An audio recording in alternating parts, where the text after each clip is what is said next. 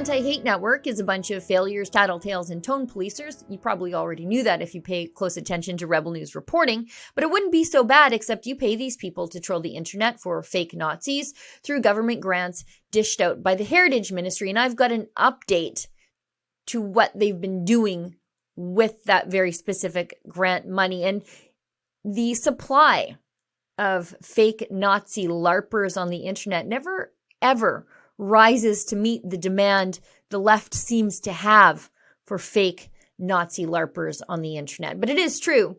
Justin Trudeau pays these insufferable social media, social justice hall monitors with taxpayer money to compile intel and dossiers on Trudeau's critics to then use the intel and dossiers to label Trudeau's critics as hate organizations. Sometimes these people end up on a terrorism watch list. The Canadian Anti-Hate Network will also find inconsequential people on the fringes of any anti-Trudeau movement to use those inconsequential individuals as an example by which to taint the whole group through press releases, media appearances, and reports. The Anti-Hate Network, well, they're touted as experts on hate groups, apropos of almost nothing except their own declarations of expertise.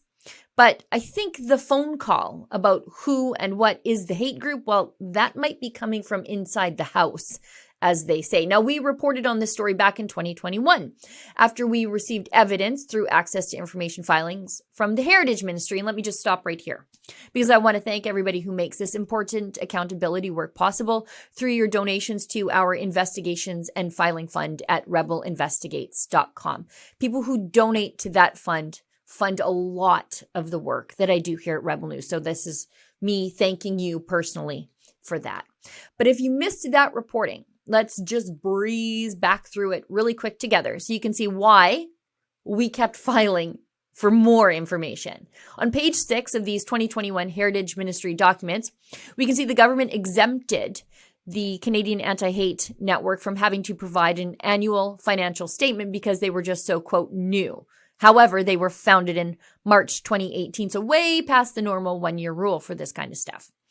On page 17, we can see that the Canadian Anti-Hate Network got $268,400 from the government, and we can see what they got that money for 2 pages later on page 19. They used it to hire 4 new staff to spend their time filing police complaints against groups they are monitoring. On page 38, we can see what they call their little dossiers. They call them explanatory pieces. And quickly, we could see the Canadian Anti-Hate Network move to filing those police complaints. Look at this. An anti-hate group said it had filed a complaint with the Law Society of Ontario asking for an investigation into a criminal lawyer who appeared to pledge allegiance to the far-right Proud Boys in a video. The Canadian Anti-Hate Network said it had filed the complaint against Colin A. Brown on Thursday after Global News reported on the video showing him reciting the Proud Boys oath. Based on all of the evidence above, we have enormous concerns about Mr. Brown's actions and their damage to the legal profession and administration of justice in Ontario, the complaint alleges.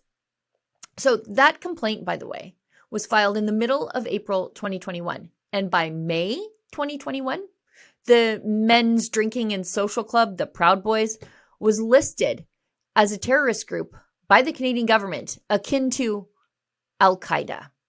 Ridiculous, right? But do you see how that pipeline works? They compile the dossier, they file the complaint, your life is ruined, you end up labeled as a terrorist. Wash, rinse, repeat. And Trudeau is paying them to do this with your money.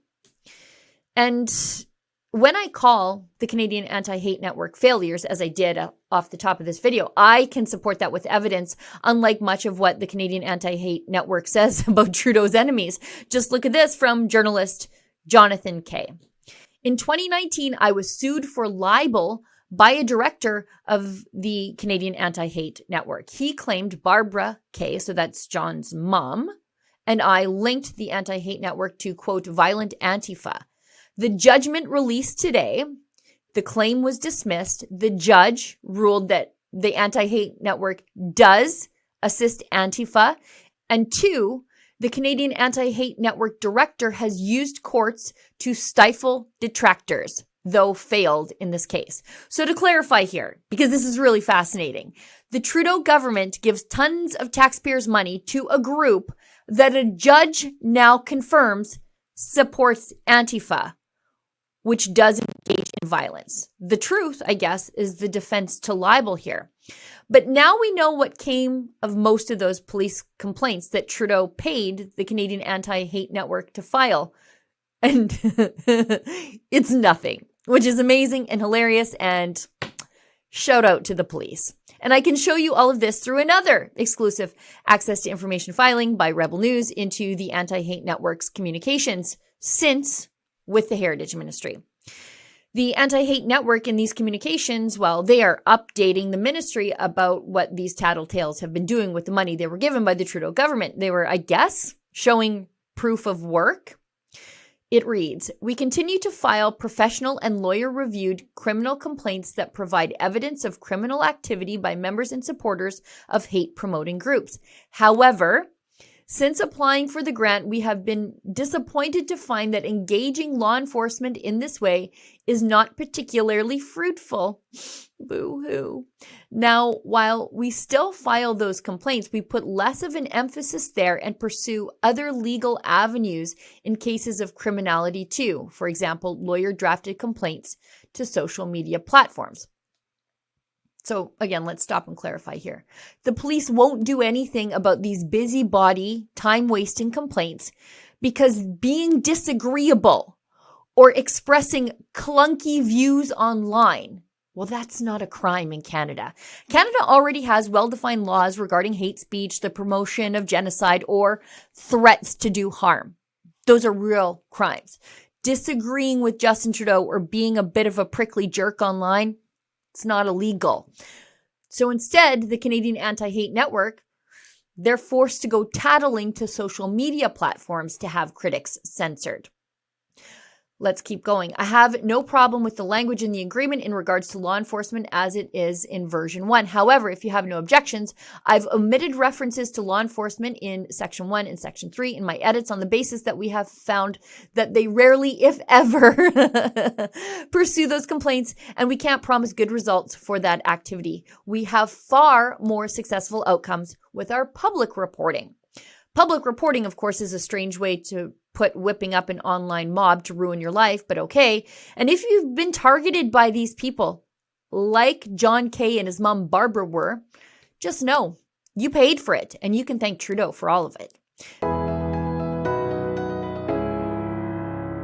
That was an excerpt from the Ezra Levant Show. I'm Ezra Levant.